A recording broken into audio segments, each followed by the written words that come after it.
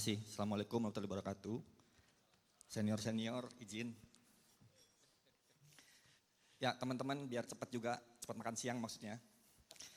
Driving Green Economy Transformation through Circular Waste Management Innovation. Judulnya bukan dari saya, judulnya dari tornya panitia. Next. Ya, jadi next, skip. Teman-teman, saya bikin slide, dibantu oleh tim. Setelah tadi malam saya baca ulang, saya merasa slide ini slide yang bagi saya ya gitulah. Maksudnya we know it, kita udah tahu. Jadi download aja deh. Jadi saya merasa next, semalam dapat ilham.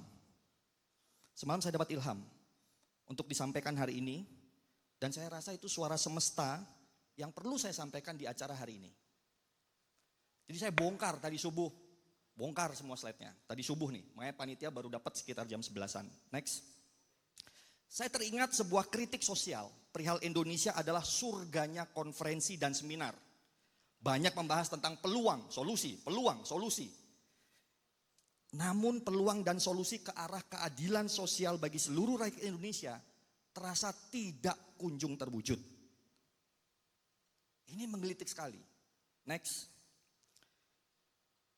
Hari ini saya diminta bicara tentang driving green economy transformation through circular waste management innovation. Saya percaya beragam inovasinya, beragam solusinya, banyak praktisinya mampu mewujudkan green economy dan circular waste management atau circular economy.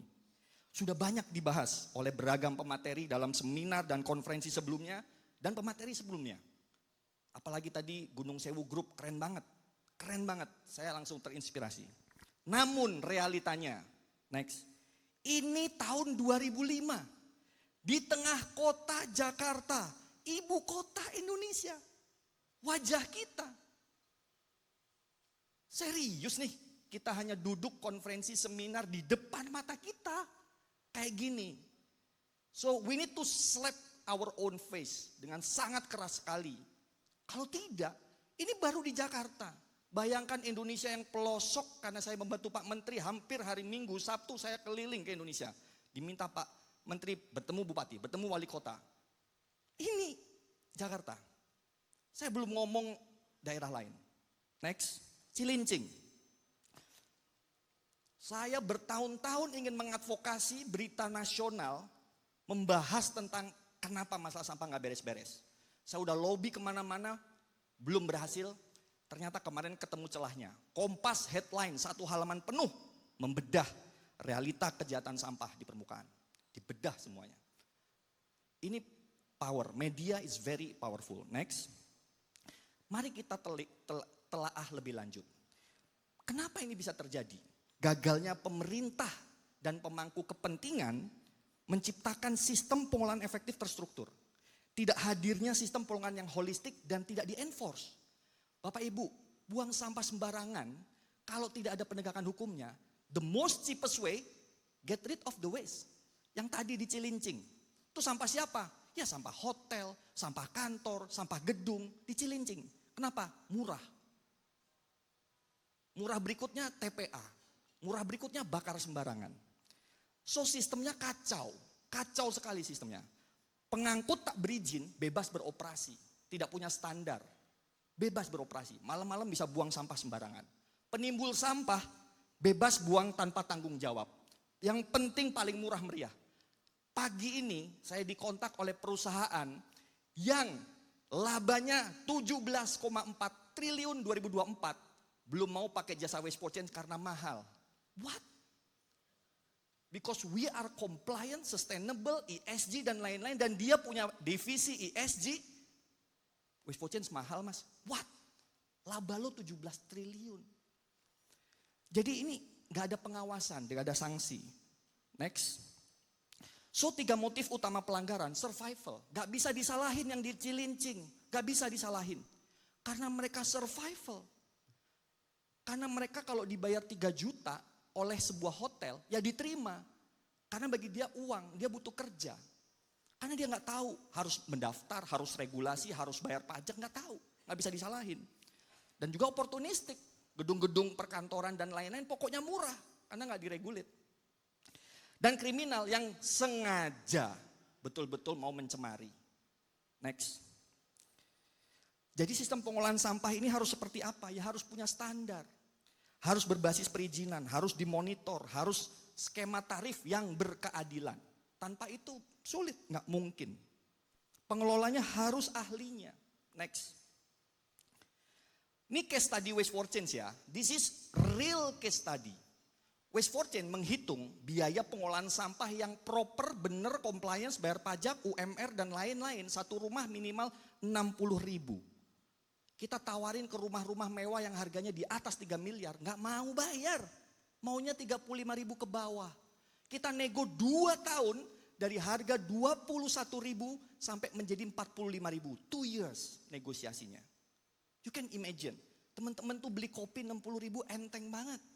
Bayar sampah, ini IPL naik, this is isu trust. Trust antara kita dengan pengelola, Pak RT, Pak RW dan lain-lainnya. Beneran dibayar nggak? Segala macam. Komersial, ada hotel, bayar cuma 3 juta. Sehari berarti sekitar 100.000. Tapi sampahnya banyak banget, minta diangkut tiap hari. Hitungan Waste for Change 15 juta. Gak mau bayar. Next. Tahu nggak teman-teman, kirim paket 3 kilo, sampah kita semua di rumah, isi 5 orang, itu 3 kilo beratnya. Dikirim dari Jakarta ke Bekasi, itu butuh 20.000 paling murah. Ini bayar 35.000 per bulan. Gimana caranya? Bayar bensin, bayar supir, bayar pajak, bayar tol. Makanya karena dibayar 35.000 per rumah, saya cuman bertugas mengangkut sampah dari rumah Anda, dan Anda nggak perlu tahu ada di mana sampahnya. Bisa di selokan, bisa di sungai, bisa dibakar, bisa di Cilincing. That's the reality. Ini masalahnya. Next. Pertanyaannya, kita ini sedang sungguh-sungguhkah dalam konferensi dan seminar ini mencari solusi dan mau mewujudkannya atau only talk about it? Hanya membicarakannya. Solusinya ada pada polluter pay principle. Semakin banyak sampah yang Anda hasilkan, tanggung jawab dong, bayar dong. Kalau nggak mau bayar, nggak mau tanggung jawab, jangan menghasilkan sampah. Kompos di rumah, pilah sampah, ikut bank sampah. Tapi kalau ditaruh di depan rumah, bayar dong 60.000. Next. Kata Mas Ari Lasso, sentuhlah dia tepat di hatinya. Izinkan saya menyentuh hati Bapak Ibu semua sekarang. Pulang dari sini cek, saya siapa sih yang ngangkut petugasnya di rumah saya?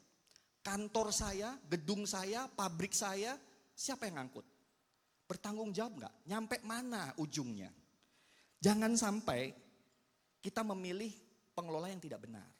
Sampai akhirnya terjadi Cilincing tadi. Next.